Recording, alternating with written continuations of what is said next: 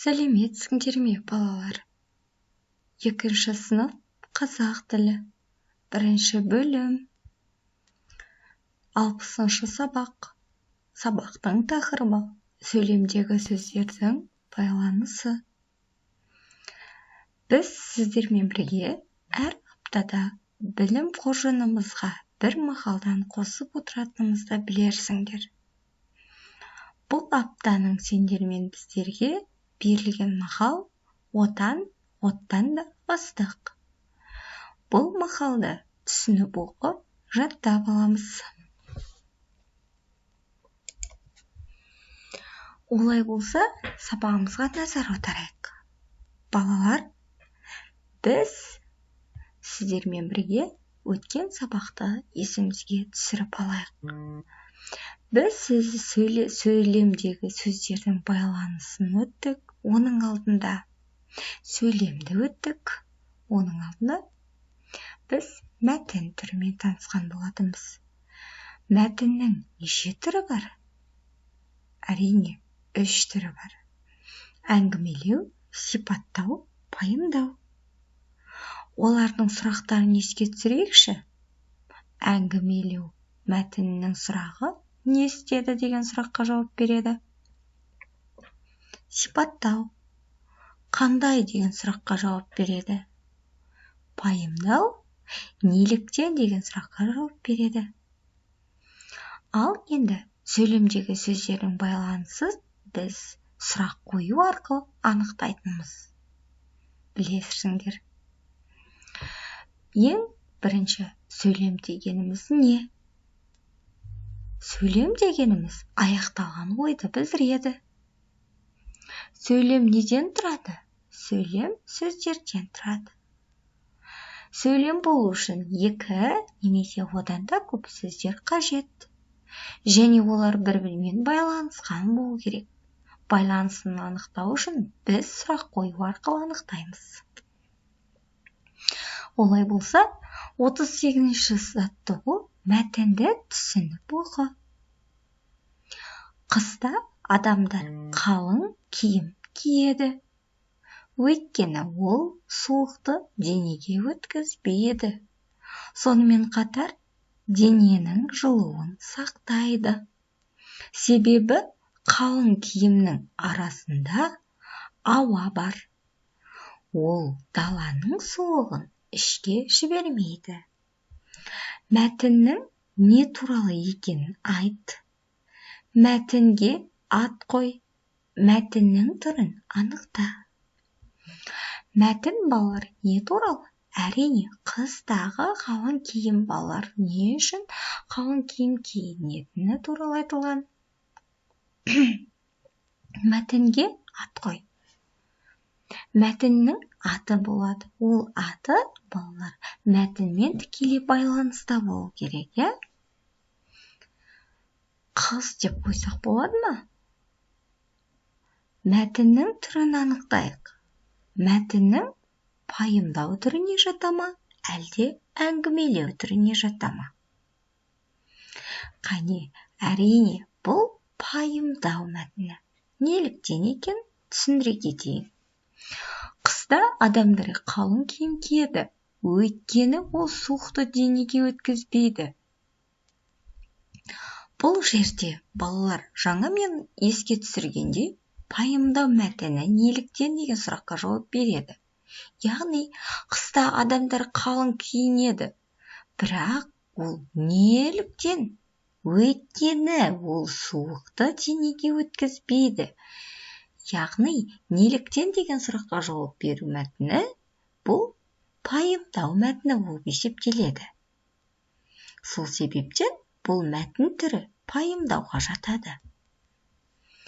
Мәтіннің алғашқы 2 сөйлемін көшіріп жазамыз. Сөйлемдегі сөздердің байланысын тап.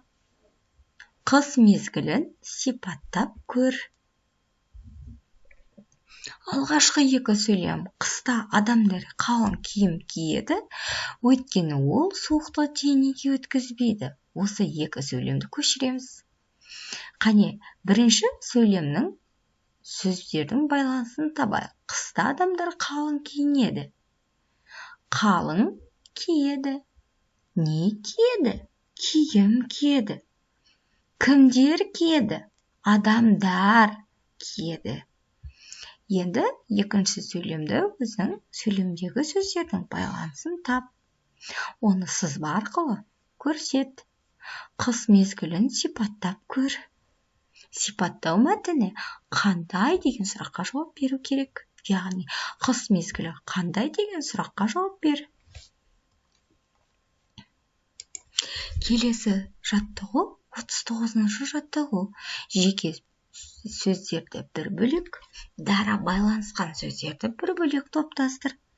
Яғни өсімдіктер, су, құй, табиғат, нөсер, ақ жаңбыр, суды ластама, шаңнан тазартады, көбелек, бота. Қане, екеуін екі бағанға тізіп көрейік. Алғашқы бағанға бір бөлек жазыламыз. Жеке сөздер. Өсімдіктер. Жеке сөз. Су, құй. Бұл өзара байланысқан сөз. Табиғат, жеке сөз. Нөсер, жеке дара сөз. Ақ жаңбыр. Бұл екі сөз бір-бірімен байланысқан. Яғни оны бөлек бағанға жазамыз. Әрі қарай өзің жалғастырып көр.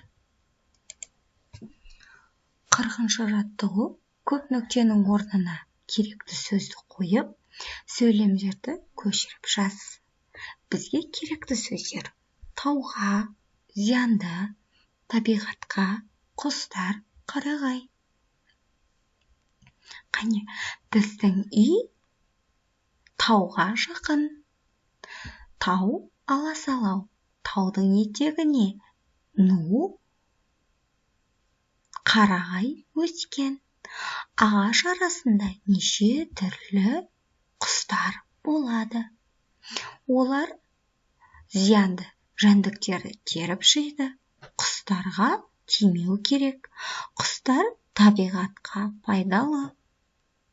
Қарамен жазылған сөйлемдегі сөздердің байланысын тап. Яғни біздегі құстар табиғатқа пайдалы деген сөйлемді көшіріп жазамыз. Сөйлемдегі сөздердің байланысын сызбамен көрсетеміз. Және оны байланысудың дәлелдейміз.